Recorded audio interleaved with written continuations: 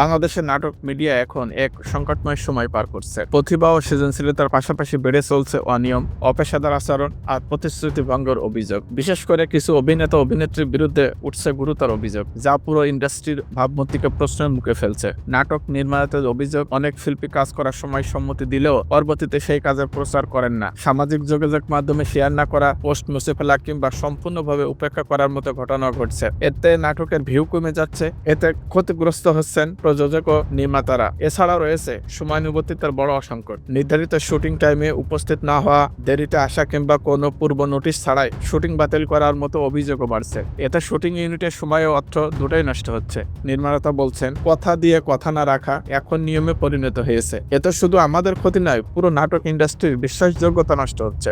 Media বিশেষজ্ঞদের মতে এই সমস্যার মূল কারণ চুক্তির দুর্বলতা, পেশাদার নীতিমালা অভাব এবং পারস্পরিক শ্রদ্ধার ঘাটতি। তারা মনে করেন, স্পষ্ট চুক্তি, সময়ের মূল্যায়ন এবং কাজের প্রতি দায়বদ্ধতা না বাড়লে ভবিষ্যতের সংকট আরো গভীর হবে। বাংলাদেশের নাটক মিডিয়াকে এগিয়ে নিতে হলে প্রয়োজন পেশাদারিত্ব, শৃঙ্খলা ও পারস্পরিক সম্মান। না হলে প্রতিবার ভিড়ে হারিয়ে যাবে মান ও বিশ্বাস। এমনটাই আশঙ্কা সংশ্লিষ্টদের।